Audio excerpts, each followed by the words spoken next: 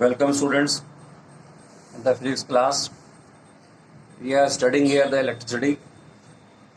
Today I will tell you about the circuit diagram. आज हम बात करेंगे सर्किट डायग्राम के बारे में. क्या है circuit diagram? When we talk about the electricity, so first you think about in your home the gadgets you are using with the help of the electricity, like bulb, TV, fridge, etc. And you have seen some wiring is going on your home. So all those wiring and gadgets are a complex network.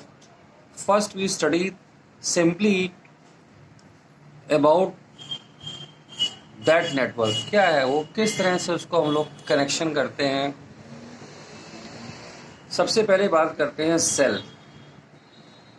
Cell, आप normal cell जो देखते हैं वो तो एक structure है. ये आपको जो मार्केट से परचेज करके लाते हैं, ये सेल डॉट ऐसे बना होता है. यहाँ एक प्लस साइन मेंशन होता है, एक माइनस साइन मेंशन होता है.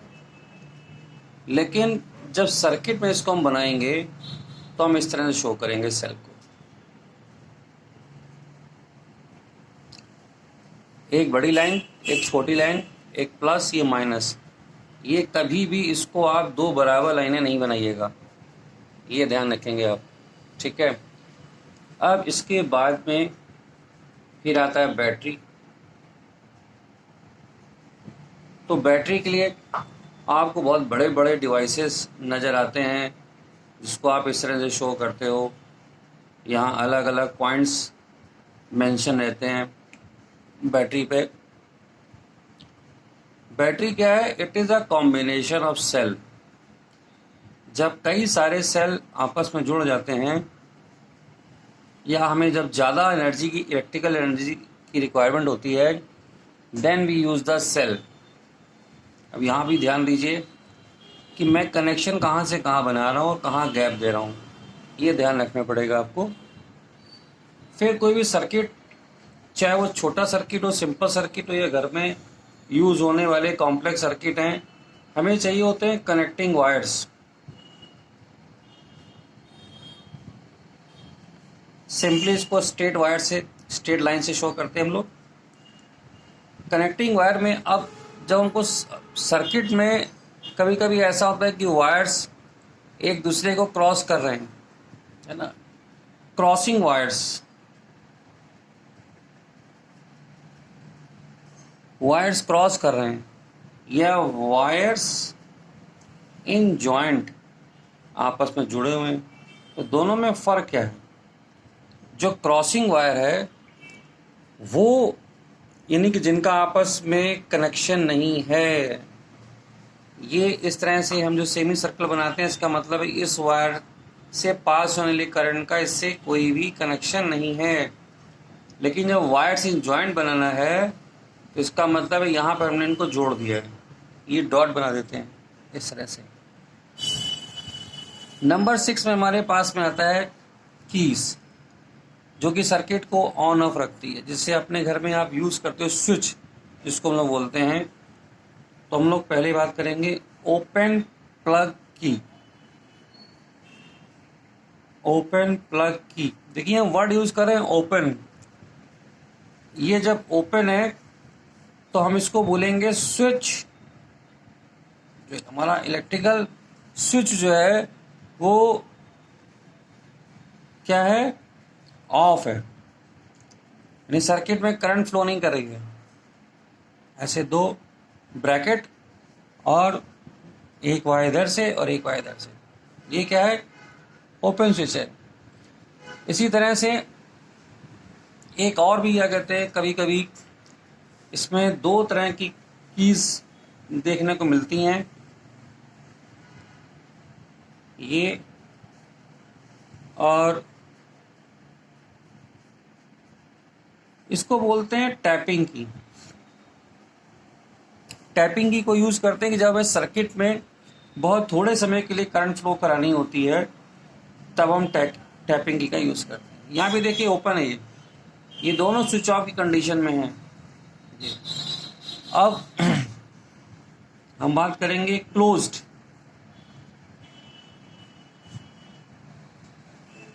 प्लग की। ये डायग्राम से हमको समझ में आएगा कि स्विच ऑन है कि स्विच ऑफ है। स्विच ऑन, अब यहाँ बीच में डॉट लगा होगा, ये हो गई स्विच ऑन की कंडीशन, ठीक है।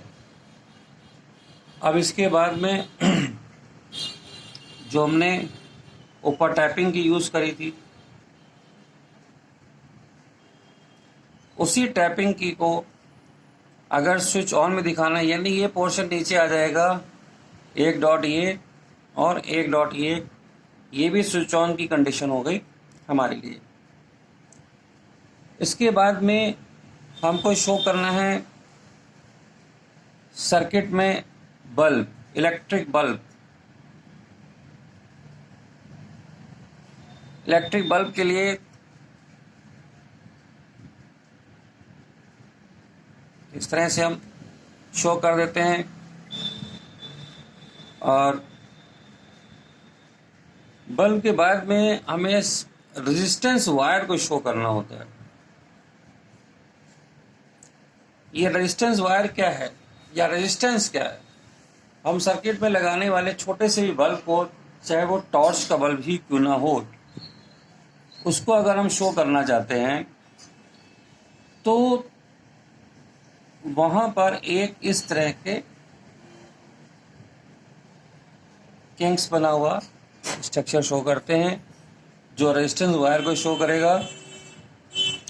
If you want to change the current in the circuit, अब सर्किट में हम करंट चेंज करना चाहते हैं without replacing the energy source, that is a battery, तो उसके लिए हमारे पास में एक अरेंजमेंट है जिसको हम लोग बोलते हैं रियोस्टेट। वेरिएबल रेजिस्टेंस अगर मुझे सर्किट में लगाना है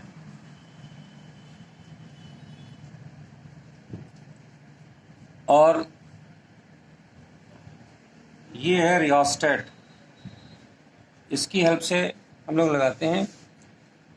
कॉम्बिनेशन करने के दो तरीके होते हैं इसके। इस तरह से एक एरो बना देते हैं यहाँ पर, और एक और तरीका है इसको लगाने का, ये जो फर्स्ट वे है ये देता है वेरिएबल करंट, करंट वेरी कराता है, और ये पोटेंशियल डिवाइडर की तरह यूज होता है, ये पोटेंशियल डिवाइड कराता है यहाँ पर। अब इसके बाद में हमारे पास में दो और बड़े खास हम लोग इंस्ट्रूमेंट यूज करते हैं, that is known as ammeter. इसको याद रखेंगे, इसको प्लस माइनस साइन यहाँ भी यूज होता है। एमीटर को यूज करते हैं हम लोग सर्किट में फ्लो होने वाली करंट को फाइंड करने के लिए। फिर यूज करेंगे हम वोल्ट मीटर, वोल्ट मीटर को सिंबल V, और ये हो गया इसका सिंबल यहाँ पर। इन सिंबल की हेल्प से अब हम जो हमको चाहिए था सर्किट डायग्राम, जो हमने कहा था, इन सब को यूज करके हम बनाएंगे सर्किट डायग्राम। और देखिए सर्किट डायग्राम में सबसे पहले जो रेजिस्टेंस है उसको देखते हैं हम लोग। ये रेजिस्टेंस आपका इलेक्ट्रिकल बल्ब या लोड भी हो सकता है। अब यहां से एक वायर शो करेंगे हम, ये कनेक्टिंग वायर है, एक लगाया यहाँ पर एमीटर। एमीटर का काम होता है, हमने बताया आपको, करंट मेज़र करना। यहाँ पर माइनस प्लस साइन यहाँ शो करेंगे। एमीटर के आगे हम यहाँ पर एक लगाते हैं की, फिर इसको कनेक्शन हम करेंगे बैटरी से।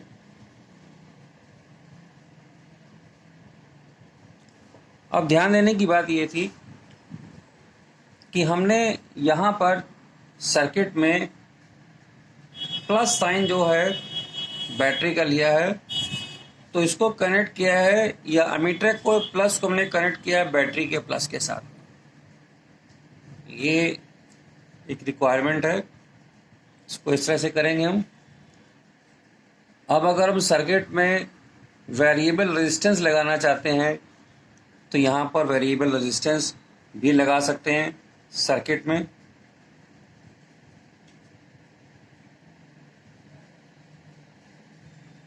अब एक अपने लास्ट में इंस्ट्रूमेंट देखा था वोल्ट मीटर। वोल्ट मीटर क्या करता है, पोटेंशियल डिफरेंस बताता है, और इसको हम हमेशा लगाते हैं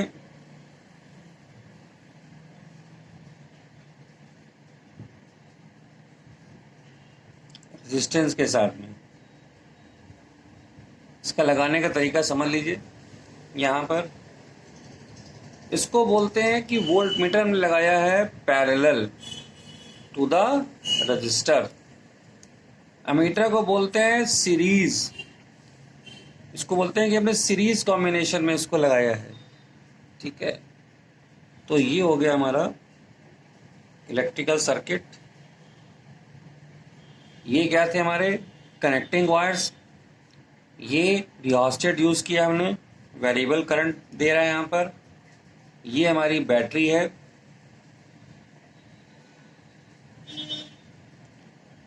ये की हो गई हमारे पास, यहां हमने लगा दिया रियोस्टेट। ये रेजिस्टेंस है। मीटर वोल्ट मीटर अपने आपको बता दिया। यहां पर देखिए क्या है, अभी ये कोई करंट फ्लो नहीं करेगी। No current flows here because जो की है हमारी वो ओपन है।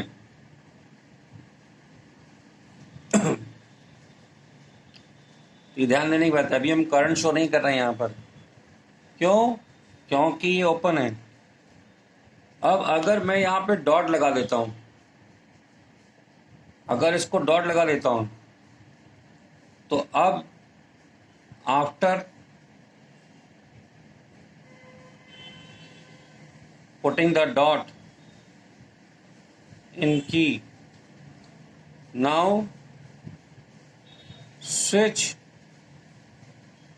is on and current will flow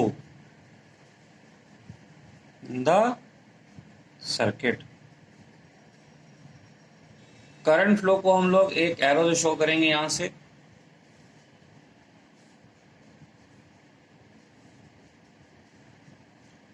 जब डॉट पुट कर दिया, अगर डॉट नहीं पुट किया है तो हम करंट फ्लो करके नहीं दिखा सकते, ये ध्यान रखिएगा। ठीक है, दूसरी बात, ammeter is connected in series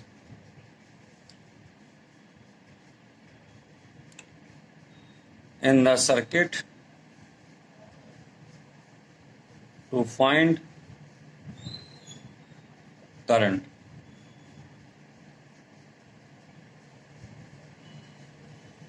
Voltmeter is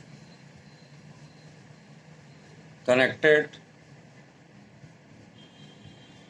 in parallel to resistance to find potential difference। इसको बहुत अच्छे से समझ लीजिए आप सर्किट डायग्राम को, क्योंकि अभी हम इसी की हेल्प से कुछ एक्टिविटीज़ करेंगे जहाँ पर हम लोगों को कुछ वेरीफाई करना होगा। तो all those things are depending upon the circuit diagram. अब सर्किट डायग्राम इसमें रियोस्टेट एक रह गया है, जिसको रियोस्टेट भी क्या है, वेरिएबल रेजिस्टेंस है। इसको वेरी कराकर हम लोग सर्किट में करंट को वेरी करा सकते हैं।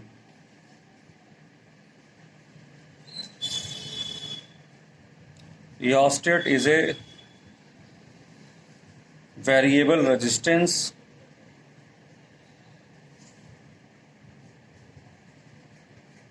which can change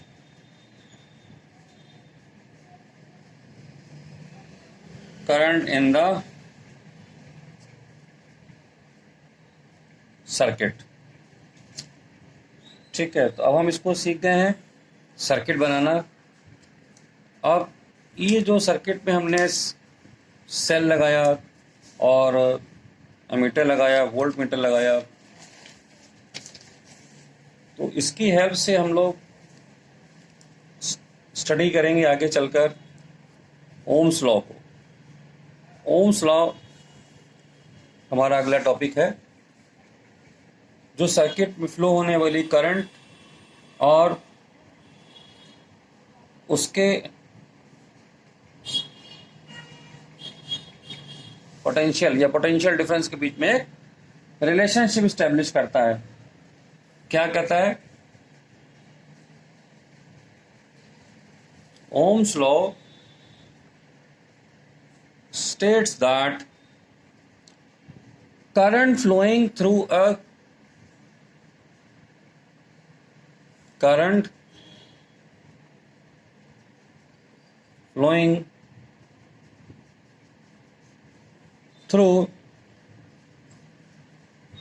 metallic wire,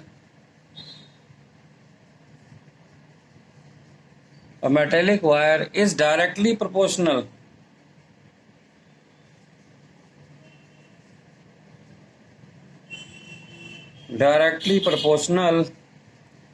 to the potential difference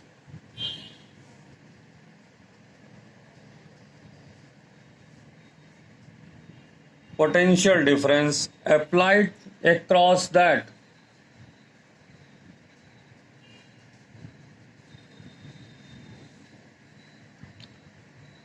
तो यहाँ पर जो हमने पोटेंशियल डिफरेंस लगाया है, एक चीज़ और, पोटेंशियल डिफरेंस के साथ साथ में एक कंडीशन है यहाँ पर, provided that physical condition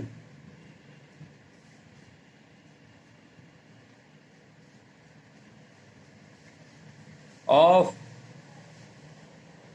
resistance wire remains the same. For example, temperature नहीं बदलना चाहिए।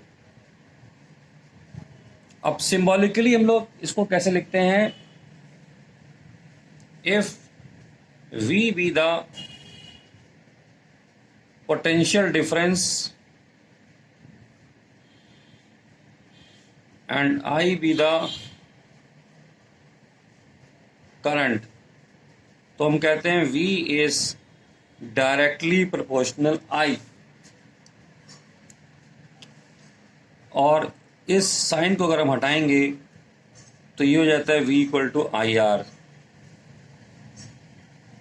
Where R is a proportionality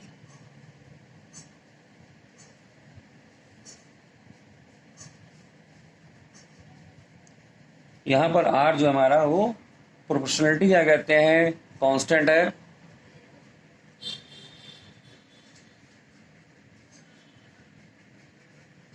known as resistance, इसका एक स्पेसिफिक नेम है जिसको हम लोग रेजिस्टेंस बोलते हैं। तो यहाँ पर हम इसको कह सकते हैं R equal to V by I, इसी इक्वेशन से। ये बहुत काम का फार्मूला है हमारा, जो कि आगे चलकर हम इसको यूज करेंगे। अब ये R equal to V by I जो है हमारा, यहाँ पर V के लिए हमारे पास में यूनिट थी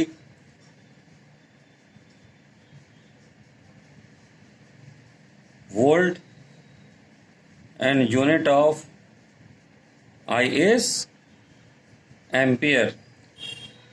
तो unit of R is volt per ampere, या एक बहुत पॉपुलर यूनिट है जिसको बोलते हैं ओम, और इसको सिंबल इसका क्या है, ये इसका सिंबल है। ओम की जगह पे हम इसको भी यूज कर सकते हैं। ठीक है, तो ये हो गया हमारा ओम्स लॉ से रिलेटेड।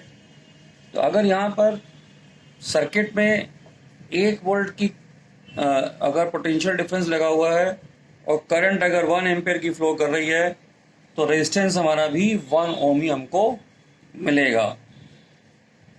ओम्स लॉ को ये इस पार्ट को शो करने के लिए हम एक ग्राफ भी बनाते हैं, जो कि एक स्ट्रेट लाइन आता है, जहां पर हम ये शो करते हैं कि V पोटेंशियल डिफरेंस इंक्रीज हो रहा है, I करंट इंक्रीज हो रही है, और हमको एक स्ट्रेट लाइन मिल रही है। याद रखिए, फिजिक्स में जब भी दो क्वांटिटी एक दूसरे के डायरेक्टली प्रोपोर्शनल होती हैं, तो उससे बनने वाला ग्राफ हमेशा स्ट्रेट लाइन देगा। ओके, तो अब इससे रिलेटेड हम न्यूमेरिकल्स भी देखेंगे ओम्स लॉ से रिलेटेड, जहां पर हमको ये पता होगा कि हमने बैटरी कितने वोल्ट की लगाई है। ठीक है, और इसी से रिलेटेड हमको यहाँ पर वेरिफिकेशन भी करना होता है कि ओम्स लॉ को वेरीफाई भी कर सकते हैं। ओम्स लॉ वेरीफाई करने के लिए एक सिंपल सर्किट मैं आपको दे दे रहा हूँ, उसको ध्यान रखेंगे।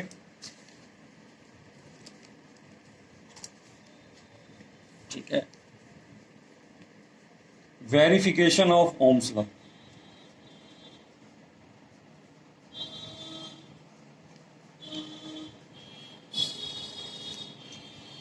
जो ओम्स लॉ का वेरिफिकेशन है,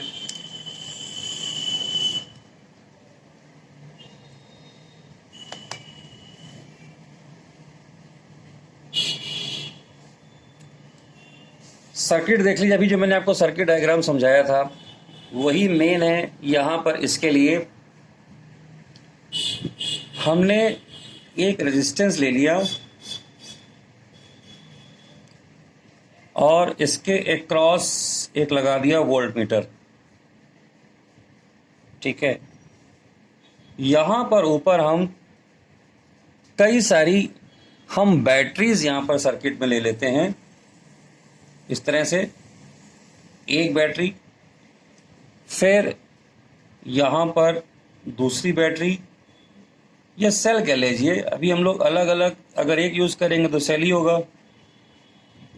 तो ये 4 क्या कहते हैं, हमने यहाँ पर लगा दिए सेल सीरीज में। यहाँ पर देखिए डॉटेड लाइन से भी शो करेंगे। इस तरह से डॉटेड लाइन से ये हमारा वोल्ट मीटर हो गया। हमको सर्किट में करंट भी चाहिए, एक लगाएंगे एमीटर यहाँ पर, और आगे लगा दी हमने की। वेरीफाई कैसे करेंगे ओम्स लॉ को? ओम्स लॉ को वेरीफाई करने के लिए हम ये मैंने यहाँ पर सिमिलर सेल्स यूज किए हैं जो कि V पोटेंशियल डिफरेंस दे रहे हैं। इस तरह से करेंगे क्या हम, इसका प्रोसीजर क्या है, पहले एक सेल को सर्किट में लेंगे और करंट नोट करेंगे। नोट करने के लिए हम एक टेबल बनाएंगे, यहाँ पर ऑब्जर्वेशन टेबल बनाएंगे। इसमें 4 रीडिंग हम ले सकते हैं। इसके लिए 4 रीडिंग ले सकते हैं, 1 2 3 4। सबसे पहले हम लोग देखेंगे कि हमने सेल कितने सर्किट में लिए हैं, number of cells in circuit. तो पहले 1 सेल लेंगे, फिर 2 सेल लेंगे, फिर 3 लेंगे, फिर 4 सेल लेंगे यहां पर। फिर देखेंगे करंट थ्रू, ये नोट करेंगे हम लोग